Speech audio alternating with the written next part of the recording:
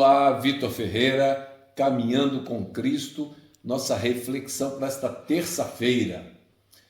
Já vamos para Daniel capítulo 5, né? Vamos tratar da festa de Belsazar. E quem é Belsazar? Belsazar é filho de Nabucodonosor. E só para lembrar, né? Nabucodonosor, no verso 37 do capítulo 4, né, a gente observa que ele foi totalmente convertido, né? Na vida de Daniel, o desejo de glorificar a Deus era o motivo mais poderoso de todos. Ele reconheceu que, quando na presença de homens de influência, se falhasse em reconhecer a Deus como a fonte de sua sabedoria, faria de si mesmo um mordomo infiel, né? Mas o fato é que Nabucodonosor morreu convertido, né? E veio seu filho Belsazar e já começou fazendo coisas erradas, né? Começou com festa, né? O rei Belsazar fez uma grande festa para 1000 de seus senhores e bebeu vinho perante os 1000. Né? No capítulo 5, verso 3, nós temos aqui um cumprimento profético, tá? Muito interessante, que é de Isaías 21, de 1 a 9, tá? Mais de um século antes, a inspiração havia predito que, entre aspas, a noite que eu desejava, quando o rei e seus conselheiros se rivalizariam em blasfêmia contra Deus, seria mudada subitamente numa ocasião de destruição e temor. E agora, em rápida ascensão, momentosos eventos seguiam-se uns aos outros exatamente como tinham sido retratados pelas escrituras proféticas anos antes que os principais personagens do drama tivessem nascido. Olha, isso que acontece agora com Belsazar havia sido profetizado em Isaías muito tempo antes, né? E aí nós temos o intoxicante vinho de Babilônia. Também no versículo 3, né, do capítulo 5, podemos tirar essa conclusão. A razão estava destronada pela despudorada intoxicação. Os mais baixos impulsos e paixões agora ficaram em ascendência, e o rei em pessoa tomou a dianteira na dissoluta orgia. Fizeram uma orgia, né? Só que você observa aqui que eles mandaram buscar no versículo 2, né? Ordenou que trouxesse os vasos de ouro lá do pai dele, do Nabucodonosor, né? Bom, e aí aparece uma escrita na parede, né? Na mesma hora surgiram dedos de uma mão de homem e escreveram defronte do castiçal sobre o cal da parede do palácio do rei, e o rei viu a parte da mão que escreveu. Está no versículo 5, né? Porque eles haviam beberam vinho e louvaram os deuses de ouro e prata, de bronze, de ferro, de madeira e de pedra. Eles haviam feito uma festa, uma orgia, e louvaram aos deuses de madeira, de bronze e tudo mais. E nessa mesma hora apareceu a mão, né? O rei bradou ordenando que trouxesse os astrólogos, porque ele não entendeu o que estava escrito, né? E Deus revelado na escrita, porque no verso 5 foram poucos os caracteres escritos por aquela mão na parede perante o rei. Entretanto, revelaram a presença do poder de Deus. A paciência de Deus tem limite. No exercício da longanimidade de Deus, Deus, nos dá às nações um determinado período de graça.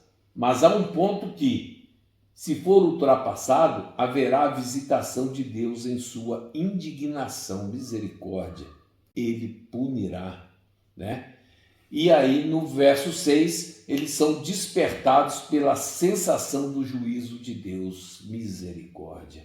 Belsazar era o mais aterrorizado rei, mais aterrorizado de todos eles. Era ele que, sobre todos os demais, tinha sido responsável pela rebelião contra Deus, que nessa noite alcançaram o seu apogeu no domínio babilônico. Na presença da invisível testemunha, representante daquele cujo poder tinha sido desafiado e cujo nome fora blasfemado, o rei sentiu-se paralisado de temor. A consciência despertou, né? Então, Belsazar exaltou-se contra Deus, está lá no verso 16, né? Admitido em sua juventude a partilhar da autoridade real, Belsazar gloriou-se de seu poder e exaltou-se em seu coração contra o Deus do céu. Misericórdia. Daniel não estava preocupado com recompensas.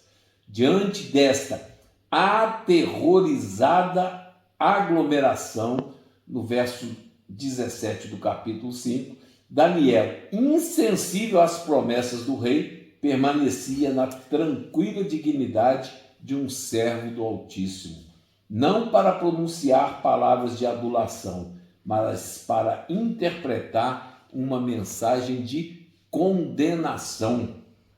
Belsazar não era ignorante, mas Daniel, no verso 22, fez uma retrospectiva dos últimos acontecimentos em Babilônia. O profeta primeiro lembrou a Belsazar assuntos que lhe eram familiares, mas que ele não tinha ensinado a lição de humildade que poderia tê-lo salvo. Ele falou do pecado e queda de Nabucodonosor e do trato do Senhor para com ele, o domínio e glória que lhe foram concedidos, o juízo divino por seu orgulho e subsequente reconhecimento do poder e misericórdia do Deus de Israel. E então, com palavras ousadas e enfáticas, ele repreendeu Belsazar por sua grande impiedade. Ele trouxe o pecado do rei ante este. Já pensou? Que responsabilidade, que coragem, que ousadia, mostrando-lhe as lições que podia ter aprendido, mas não aprendeu. Belsazar não tinha compreendido corretamente a experiência de seu avô, nem acatar as advertências de fatos tão significativos para si. O homem é pesado pelo seu valor moral, é algo pelo qual devemos ser gratos a Deus, o Deus misericordioso, onisciente, que detém a balança dourada que pesa o caráter. E é o caráter que nós vamos encontrar com Deus, com o nosso caráter. Nós temos que evoluir, né? E aí vem no versículo 30, né? Os medos persas conquistam a Babilônia, né? É o que nós temos já no capítulo, no versos 30, né? Babilônia foi sitiada por Ciro, sobrinho de Dario, né? O Medo, né? Então, é o Medo persa, né? E comandante-geral dos exércitos combinados da Média e da Pérsia. Mas dentro das fortalezas aparentemente inexpugnáveis, com suas muralhas maciças e seus portões de bronze, protegida pelo rio Eufrates e com abundante provisão em estoque, o voluptuoso rei sentiu-se seguro e passava seu tempo em folguedos e festanças. Todas as atrações que a riqueza e o poder podem proporcionar acrescentavam esplendor à cena. Belas mulheres com seus encantos estavam entre os hóspedes em atendimento ao banquete real. Homens de talento e educação estavam presentes. Príncipes e estadistas bebiam vinho como água e se aviltavam sob sua enlouquecedora influência. Graças à loucura e fragilidade de Belsazar, o neto de Nabucodonosor, a orgulhosa Babilônia, devia logo cair, né? E o fato é que o capítulo 5 termina com o verso 31 dizendo: e Dario, o Medo, tomou o reino tendo cerca de 62 anos de idade. Então esse é o capítulo 5. Nós já vamos amanhã para o capítulo 6 tratar de Daniel na cova dos leões, também é muito interessante e você certamente já ouviu falar sobre isso. Basta fazer uma reflexão e um estudo da palavra de Deus que você vai entender muito melhor as profecias. Que Deus te abençoe, que Deus te guarde e que Deus nos proteja. Que graça e paz nos sejam multiplicadas.